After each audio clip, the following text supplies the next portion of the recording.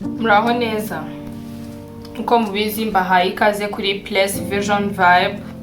Tugiye gutegurana amavuta yo mu mutwe cyangwa se avangiyemo na vitamine.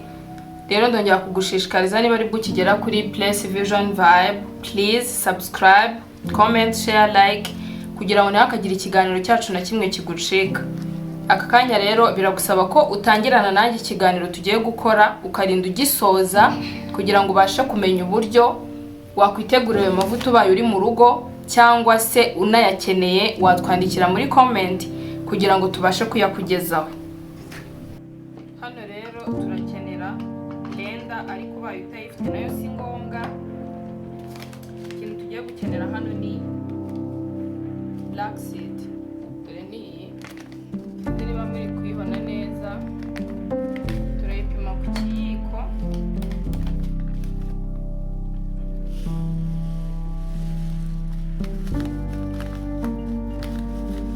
Ntabwo ari ngombwa gukoresha nyinshi, turakoresha ibiyiko bibiri gusa.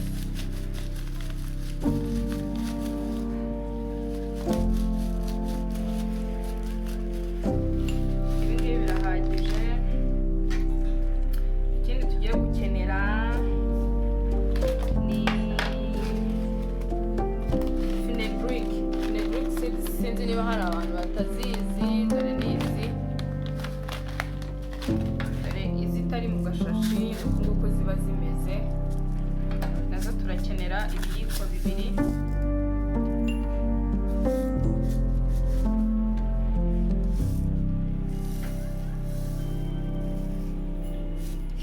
Turakenera ibiyiko bibiri bya fenugreek seeds.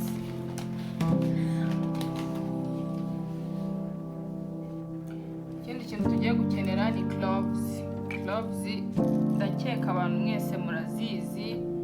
Dore ni izi ngizi cyangwa se mu gacupa ziza mu bintu bitandukanye. Nazo tugiye gukenera ibiyiko nka bibiri cyangwa bitatu. Impamvu turi kubishyira muri blender ni ukugira ngo bize ari ifu.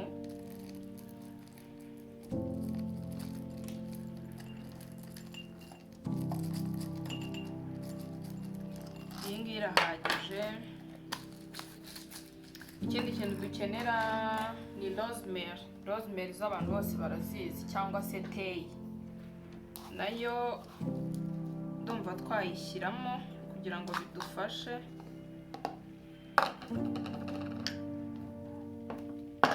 Tugiye rero kubiblendinga kugira ngo bize ari ifu dushaka.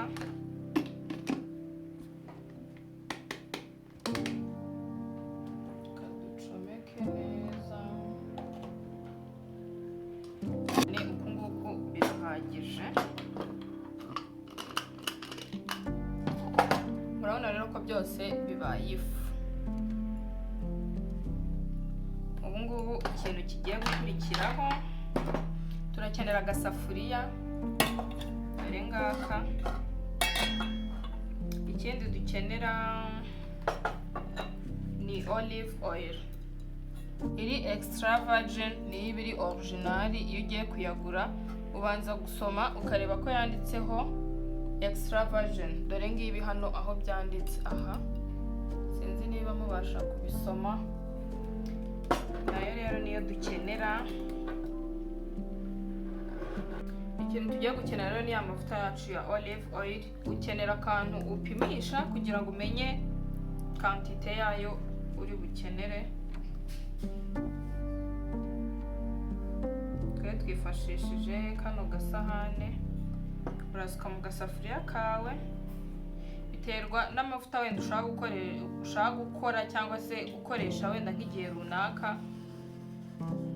Kadukoreshe udukombe cyangwa se udusahane tubiri.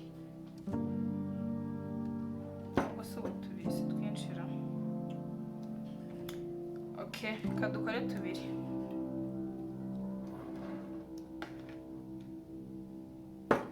Ikindi kintu tugiye gukenera ni igitunguru. Murabizi ko igitunguru kiri mu bintu bikuza umusatsi cyane ndetse kikanawurinda gucika. Hano rero tugiye gukenera igitunguru gisanzwe ntabwo ari ngombwa igitunguru cy'umweru cyangwa umutuku, nacyo ubwo turagikoresha. Tugiye kugikatira muri ya mavuta yacu, si ngombwa gukata bitoya.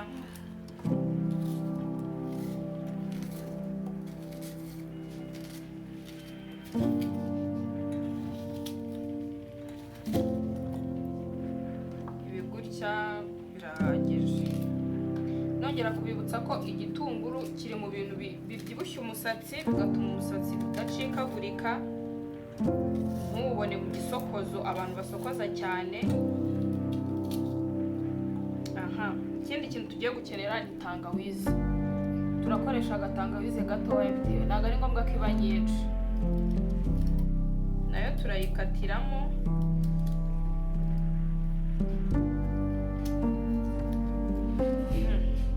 Nibi noneho rero tugiye gushyiramo rwa ruvange rwacu, za cloves na black seed na fenugreek, turabisukamo.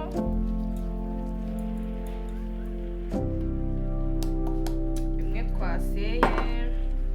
Ikindi kintu rero utagomba kubura muri aya mavuta yawe ni muringa. Dore ngewe izi ngizi narazikoreye. Ushobora kutabona muringa iri powder, wambwira muri section comment, kazakubwira ubundi buryo wakwiteguriramo muringa zawe. Nazo turakenera ibiyiko bibiri.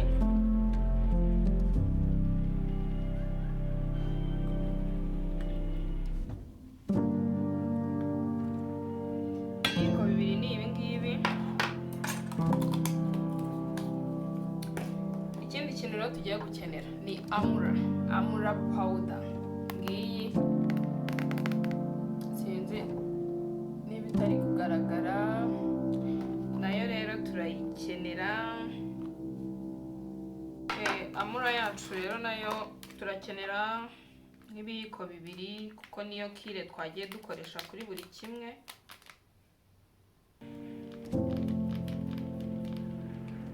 Iyi ngiyi irahagije. Ikindi kintu tugiye gukenera ni cinnamon. Cinnamon yo sinzi ukuntu bayita mu Kinyarwanda, ariko ni ikirungo gisanzwe gikoreshwa n'abantu benshi. Umuntu wese arakizi, mu masupermarket yose wagisangamo. Nayo turakenera ibiyiko bibiri.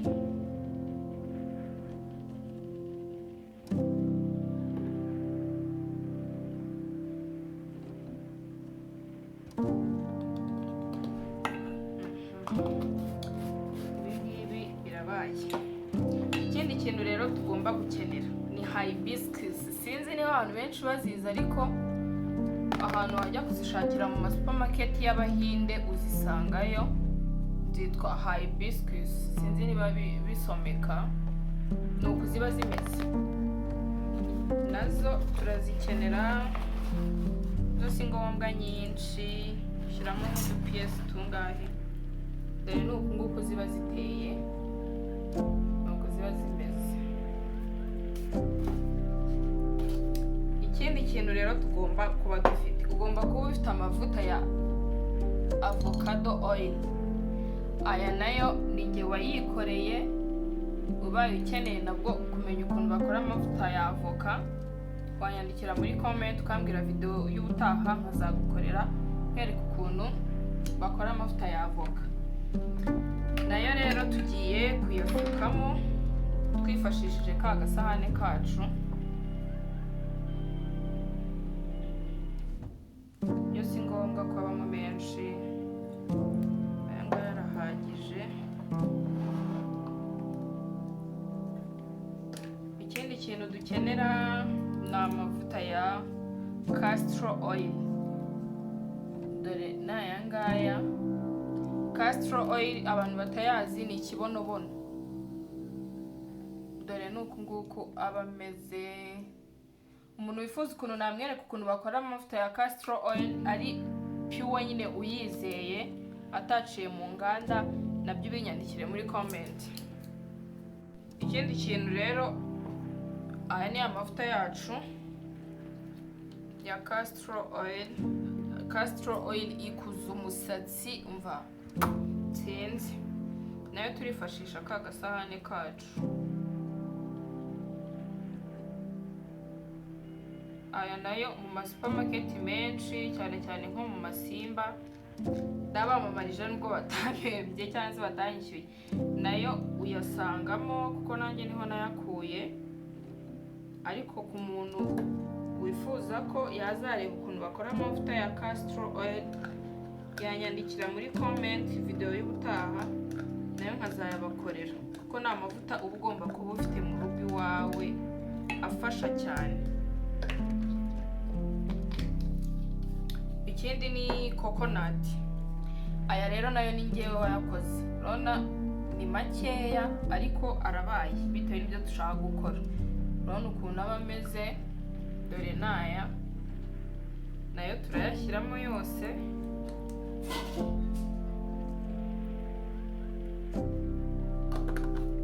Ubu ngubu rero ikintu gisigaye ni ukuvanga uruvange rwacu rwa ya mavuta. Murabona ukuntu bimeze. Ubu ikintu kigiye kubaho, tugiye kubishyira ku mbabura cyangwa se ku muriro, tubibize nk'iminota nka 15, hagati y'iminota 15 na 20. Tujye kubibiza rero. Hano rero twabishyize ku muriro, tugiye kubireka bibire iminota nka 15 cyangwa se 20, ariko 15 nayo ibibaye. Kuko icyo dushaka no kugira ngo ibi birungo byacu twashyizemo byose bise nk'ibihiye, amavuta yandi yabatunganyije. Turabireka rero dutegereze iminota 15. Hano rero dusoje kubibiza, iminota 15 irarangiye. Tugiye kubikuraho, dutegereze umwanya muto yako bihora, ubundi tubiyungurure. Ubu rero dusoje gutegura amavuta yacu, ya minota 15 twagombaga kuyabiza yabize.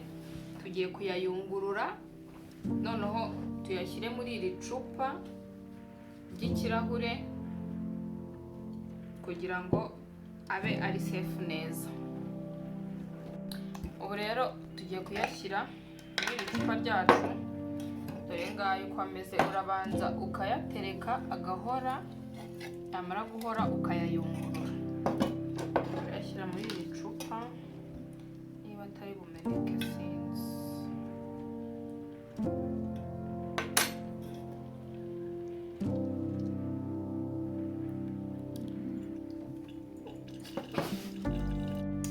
Dore amavuta yacu rero avuyemo ni uku nguku angana uku. Tugiye kuyatereka ahantu amare ibyumweru 2. Iyo umaze kuyakora urayatereka akamara ibyumweru 2, hanyuma y'ibyumweru 2 nibwo wemerewe noneho kuyashyira mu mutwe. Rero tubashimiye uburyo mwabanye natwe muri iki kiganiro, ariko aya mavuta mbabwire ukuntu akoreshwa. Iyo umaze kuyatereka ibyumweru 2 bishize, iyo ugiye kuyakoresha uyashyira mu mutwe, haba ufite ibisuko, yaba ari naturere cyangwa se mu musatsi urimo produit, nabyo nta kibazo. Ndetse n'umwana, kuko aba yizewe. Mwabonye ko ibintu birimo byinshi ari ibya naturere, aba yizewe. N'umwana mutoya wamushyiramo ushaka kumukuriza umusatsi. Rero iyo ugiye kuyashyira mu musatsi, bisaba ko uyashyiramo 2 mu cyumweru. Ukajya uyashyira ku mubiri, ku ruti rw'umusatsi, ugakora massage nk'iminota 2 cyangwa hagati y'iminota 2 n'5 mu mutwe, kugira ngo bigufashe kuba yageramo imbere mu ruhu. Rero ubwo turabashimiye, turongera kugushishikariza, niba utarakora subscribe, please subscribe, comment, share, like. Ndetse niba hari igitekerezo wagize cyangwa se icyifuzo, utwandikire muri comment kugira ngo tumenye icyifuzo dufiteho ubutaha tuzabakorera video n'ibyo mwadusabye. Bye.